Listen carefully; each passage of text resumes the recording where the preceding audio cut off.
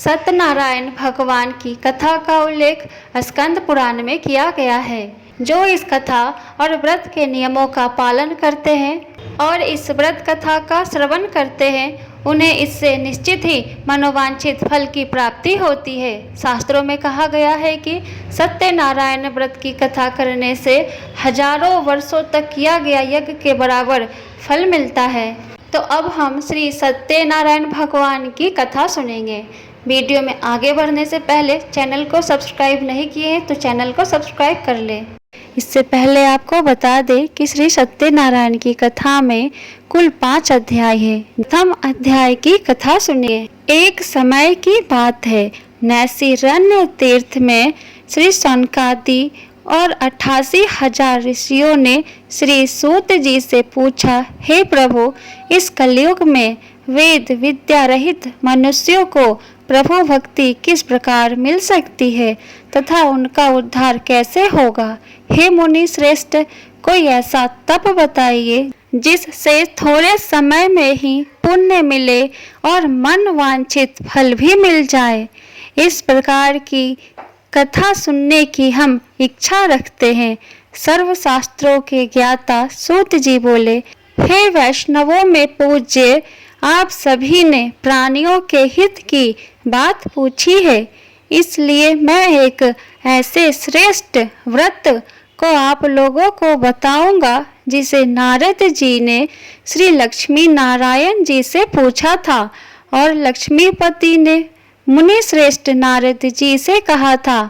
आप सब इसे ध्यान से सुनिए। एक समय की बात है, योगी राज नारद जी दूसरों के हित की इच्छा के लिए अनेकों लोकों में घूमते हुए मृत्यु लोक में आ पहुँचे। यहाँ उन्होंने अनेक योनियों में जन्मे प्रायः सभी मनुष्यों को अपने कर्मों द्वारा अनेकों दुख से पीड़ित देखा।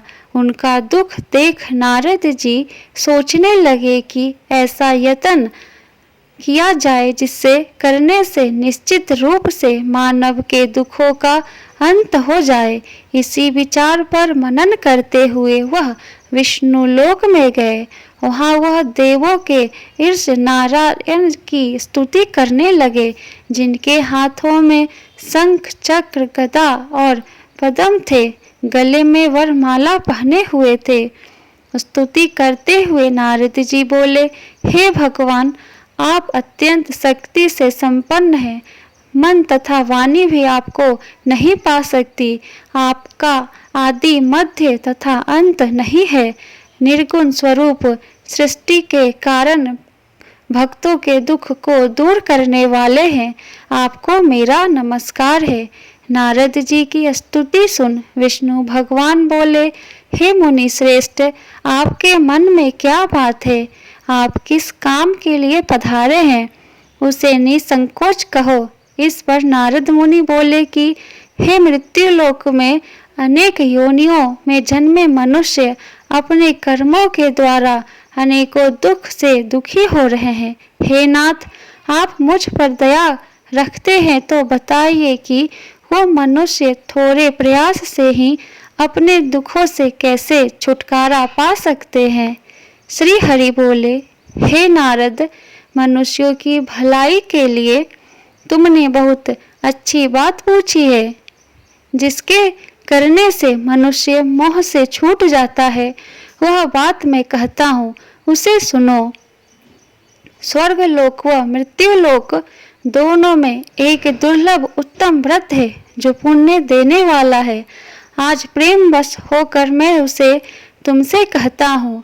श्री सत्यनारायण भगवान का यह व्रत अच्छी तरह विधान पूर्वक करके मनुष्य तुरंत ही यहाँ सुख भोग कर मरने पर मोक्ष पाता है। श्री हरि के वचन सुन नारद जी बोले कि उस व्रत का फल क्या है और उसका विधान क्या है? यह व्रत किसने किया था? इस व्रत को किस दिन करना चाहिए? सभी कुछ विस्तार से बताएं। नारद की बात सुनकर श्री हरि बोले, दुख व शोक को दूर करने वाला, यह सभी स्थानों पर विजय दिलाने वाला और मानव को भक्ति व श्रद्धा के साथ शाम को श्री सत्यनारायण की पूजा धर्मपरायण होकर ब्राह्मणों व बंधुओं के साथ करनी चाहिए।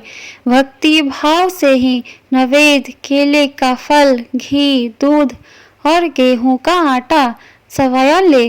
गेहूं के साथ पर साठी का आटा, शक्कर तथा गुड़ लेकर वह सभी भक्षण योग्य पदार्थों को मिलाकर भगवान को भोग लगाए। ब्राह्मणों सहित बंधु बांधवों को भी भोजन कराए। उसके बाद स्वयं भोजन करे। भजन कीर्तन के साथ भगवान की भक्ति में लीन हो जाए। इस तरह से सत्यनारायण भगवान का यह व्रत करने पर मनुष्य की सारी इच्छाएं निश्चिंत रूप से पूरी होती है। इस कलिकाल अर्थात कलयुग में मृत्यु लोक में मोक्ष का यही एक सरल उपाय बताया गया है। इति श्री सत्यनारायण व्रत कथा प्रथम अध्याय संपूर्ण। श्री सत्यनारायण कथा द्वितीय अध्याय। सूत जी बोले, हे ऋषियों, जिसने पहले समय में इस व्रत को किया था उसका इतिहास कहता हूँ, ध्यान से सुनो। सुंदर काशीपुरी नगरी में एक अत्यंत निर्धन ब्राह्मण रहता था। भूख प्यास से परेशान वह धरती पर घूमता रहता था। ब्राह्मणों से प्रेम करने वाले भगवान ने एक दिन ब्राह्मण का वेश धारण कर उसके पास जाकर पूछा, हे विप्र, नित्य दुखी होकर तुम पृथ्वी पर क्यों घूमते हो? दीन ब्राह्मण बोला, मैं निर्धन ब्राह्मण हूँ, भिक्षा के लिए धरती पर घूमता हूँ। हे भगवान, यदि आप इसका कोई उपाय जानते हो तो बताइए। वृद्ध ब्राह्मण कहता है कि सत्यनारायण भगवान मनोवांछित फल देने वाले हैं, इसलिए तुम उनका पूजन करो। इसे करने से मनुष्य सभी दुखों से मुक्त हो जाता है।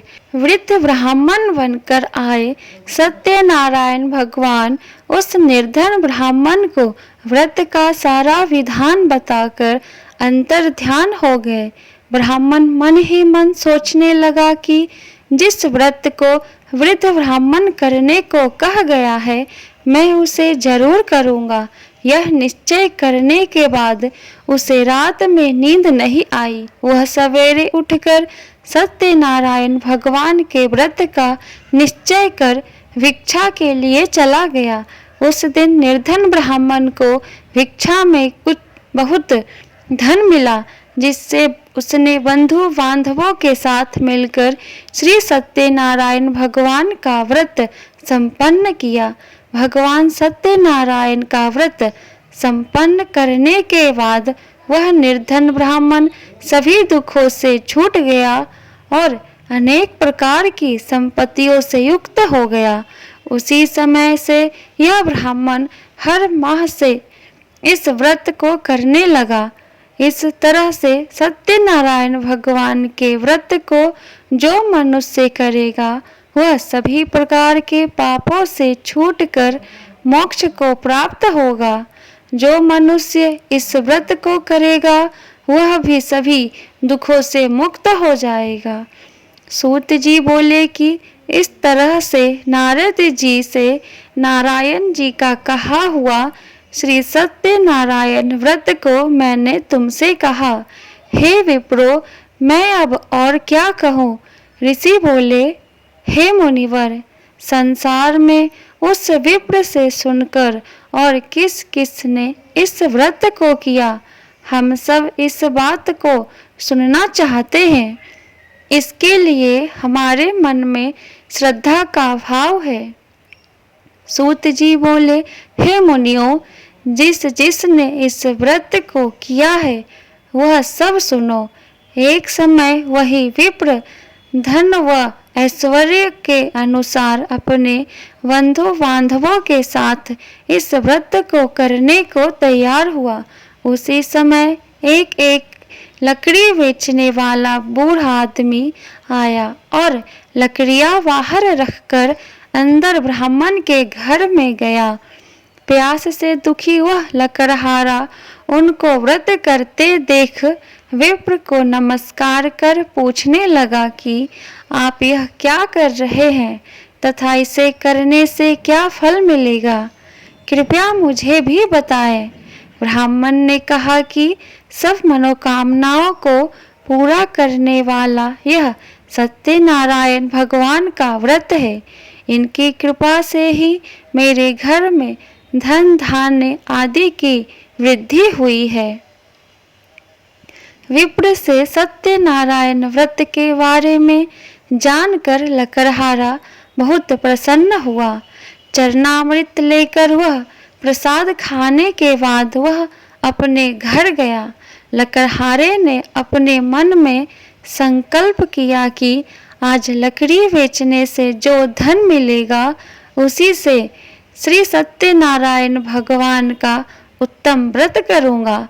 मन में इस विचार को ले बूढ़ा आदमी सिर पर लकड़ियाँ रख उस नगर में बेचने गया जहाँ धनी लोग ज्यादा रहते थे।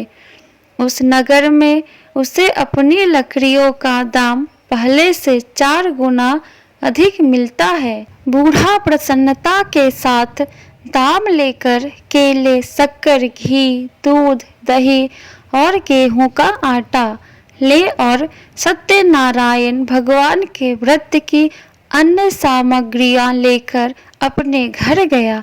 वहां उसने अपने बंधु बांधवों को बुलाकर विधि विधान से सत्यनारायण भगवान का पूजन और व्रत किया। इस व्रत के प्रभाव से वह बूढ़ा लकड़हारा धन, पुत्र आदि से युक्त होकर संसार के समस्त सुख भोग अंत काल में वैकुंठ धाम चला गया। इति श्री सत्यनारायण व्रत कथा द्वितीय अध्याय संपूर्ण। श्री सत्यनारायण व्रत कथा तृतीय अध्याय आरंभ। सूत जी बोले, हे श्रेष्ठ मुनियों, अब आगे की कथा कहता हूँ। पहले समय में उल्कामुख नामक एक बुद्धिमान राजा था। वह सत्यवक्ता और जितेंद्र था। प्रतिदिन देवस्थानों पर जाता और निर्धनों को धन देकर उनके कष्ट दूर करता था। उसकी पत्नी कमल के समान मुख वाली तथा सती साध्वी थी। भद्रशिला नदी के तट पर उन दोनों ने श्री सत्यनारायण भगवान का व्रत किया। उसी समय साधु नाम का एक वैश्य आया। उसके पास व्यापार करने के लिए बहुत सा धन भी था। राजा को व्रत करते देखकर वह विनय के साथ पूछने लगा, हे राजन, भक्ति भाव से पूर्ण होकर आप यह क्या कर रहे हैं? मैं सुनने की इच्छा रखता हूँ, तो आप मुझे बताएं। राजा बोला, हे साधु, अपने बंधु बांधवों के साथ पुत्रादि की प्राप्ति के लिए एक महाशक्तिमान श्री सत्यनारायण भगवान का व्रत व पूजन कर रहा हूँ। राजा के वचन सुन साधु आदर से बोला, हे राजन, मुझे इस व्रत का सारा विधान कहिए। आपके कथनानुसार मैं भी इस व्रत को करूँगा। मेरी भी संतान नहीं है और इस व्रत को करने से निश्चित रूप से मुझे संतान की प्राप्ति होगी। राजा से व्रत का सारा विधान सुन व्यापार से निवृत्त हो वह अपने घर गया। साधु वैश्य ने अपनी पत्नी को संतान देने वाले इस व्रत का वर्णन कह सुनाया और कहा कि जब मेरी संतान होगी तब मैं इस व्रत को करूँगा। साधु ने इस तरह के वचन अपनी पत्नी लीलावती से कहे। एक दिन लीलावती पति के साथ आनंदित हो सांसारिक धर्म में प्रवृत्त होकर सत्यनारायण भगवान की कृपा से गर्भवती हो गई। 10वें महीने में उसके गर्भ से एक सुंदर कन्या ने जन्म लिया। दिनों दिन वह ऐसो बढ़ने लगी जैसे कि शुक्ल पक्ष का चंद्रमा बढ़ता है। माता पिता ने अपनी कन्या का नाम कलावती रखा। एक दिन लीलावती ने मीठे शब्दों में अपने पति को याद दिलाया कि आपने सत्यनारायण भगवान के जिस व्रत को करने का संकल्प किया था उसे करने का समय आ गया है। आप इस व्रत को करिए। साधु बोला कि हे प्रिय, इस व्रत को मैं उसके विवाह पर करूँगा। इस प्रकार अपनी पत्नी को आश्वासन देकर वह नगर को चला गया। कलावती पिता के घर में रहकर बड़ी होने लगी। साधु ने एक बार नगर में अपनी कन्या को सखियों के साथ देखा तो तुरंत ही दूत को बुलाया और कहा कि मेरी कन्या के योग्य वर देखकर आओ। साधु की बात सुनकर दूत कंचन नगर में पहुंचा और वहां देखभाल कर लड़की के सुयोग्य वार्णिक पुत्र को ले आया। सुयोग लड़के को देख साधु ने बंधु बांधवों को बुलाकर अपनी पुत्री का विवाह कर दिया। लेकिन दुर्भाग्य की बात यह है कि साधु ने अभी भी श्री सत्यनारायण भगवान का व्रत नहीं किया।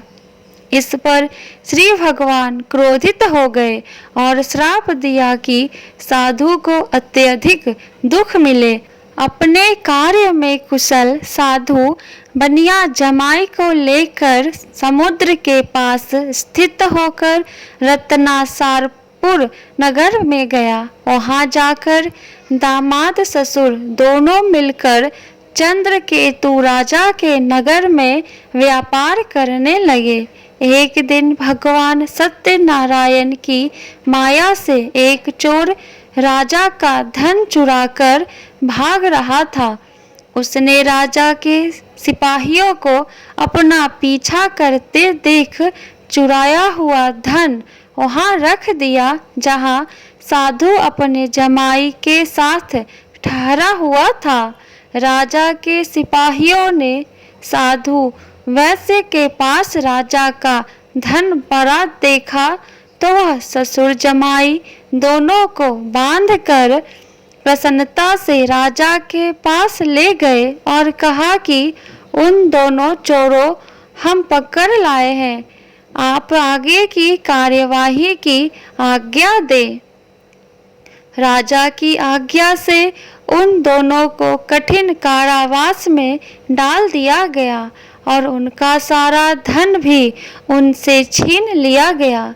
श्री सत्यनारायण भगवान से श्राप से साधु की पत्नी भी बहुत दुखी हुई। घर में जो धन रखा था उसे चोर चुरा ले गए। शारीरिक तथा मानसिक पीड़ा व भूख प्यास से अति दुखी हो अन्न की चिंता में कलावती के ब्राह्मण के घर गई। वहां उसने श्री सत्यनारायण भगवान का व्रत होते देखा। फिर कथा भी सुनी। वह प्रसाद ग्रहण कर वह रात को घर वापस आई। माता ने कलावती से पूछा कि हे पुत्री, तुम कहाँ थी? तेरे मन में क्या है? कलावती ने अपनी माता से कहा, हे माता, मैंने एक ब्राह्मण के घर में श्री सत्यनारायण भगवान का व्रत देखा है। कन्या के वचन सुन लीलावती भगवान के पूजन की तैयारी करने लगी। लीलावती ने परिवार व बंधु बांधवों सहित सत्यनारायण भगवान का पूजन किया और उनसे वर मांगा कि मेरे पति तथा जमाई शीघ्र घर आ जाए। साथ ही यह भी प्रार्थना की कि हम सबका अपराध क्षमा करें। श्री सत्यनारायण भगवान इस व्रत से संतुष्ट हो गए और राजा चंद्रकेतु को सपने में दर्शन दे कहा कि हे राजन, तुम उन दोनों वैश्यों को छोड़ दो और तुमने उनका जो धन लिया है उसे वापस कर दो। अगर ऐसा नहीं किया तो मैं तुम्हारा धन, राज्य व संतान सभी को नष्ट कर दूंगा। राजा को यह सब कहकर वह अंतर्ध्यान हो गए। प्रातः काल सभा में राजा ने अपना सपना सुनाया। फिर बोले कि वर्णिक पुत्रों को कैद से मुक्त कर सभा में लाओ। दोनों ने आते ही राजा को प्रणाम किया। राजा मीठी वाणी में बोला, हे महानुभावों, भाग्यवश ऐसा कठिन दुख तुम्हें प्राप्त हुआ है, लेकिन अब तुम्हें कोई भय नहीं है। ऐसा कह राजा ने उन दोनों को नए वस्त्राभूषण भी पहनाए और जितना धन उनका लिया था उससे दुगना धन वापस कर दिया। दोनों वैसे अपने घर को चल दिए। इति श्री सत्यनारायण व्रत कथा तृतीय अध्याय संपूर्ण। श्री सत्यनारायण व्रत कथा चतुर्थ अध्याय। सूत जी बोले, वैश्य ने मंगलाचर कर अपनी यात्रा आरंभ की और अपने नगर की ओर चल दिए। उनके थोड़ी दूर जाने पर एक दंडी वेशधारी श्री सत्यनारायण ने उनसे पूछा, हे साधु, तेरी नाव में क्या है? अभिवानी वणिक हंसता हुआ बोला, हे दंडी, आप क्यों पूछते हो? क्या धन लेने की इच्छा है? मेरी नाव में तो बेल और पत्ते भरे हुए हैं। वैश्य के कठोर वचन सुन भगवान बोले, तुम्हारा वचन सत्य हो। दंडी ऐसे वचन कह वहाँ से दूर चले गए। कुछ दूर जाकर समुद्र के किनारे बैठ गए। दंडी के जाने के बाद साधु वैश्य ने नृत्य क्रिया के पश्चात नाव को ऊंची उठते देखकर अचंभा मान और नाव में बेल पत्ते आदि देख वह मूर्छित हो जमीन पर गिर पड़ा। मूर्छा खुलने पर वह अत्यंत शोक में डूब गया। तब उसका दामाद बोला कि आप शोक न मनाएं, यह दंडी का श्राप है, इसलिए हमें उनकी शरण में जाना चाहिए, तभी हमारी मनोकामना पूरी होगी। दामाद की बात सुनकर वह दंडी के पास पहुंचा और अत्यंत भक्ति भाव नमस्कार करके बोला, मैंने आपसे जो जो असत्य वचन कहे थे उनके लिए मुझे क्षमा कर दे। ऐसा कहकर महान शोकातुर हो रोने लगा। तब दंडी भगवान बोले, हे वणिक पुत्र, मेरी आज्ञा से बार बार तुम्हें दुख प्राप्त हुआ है। तुम मेरी पूजा से विमुख हुआ।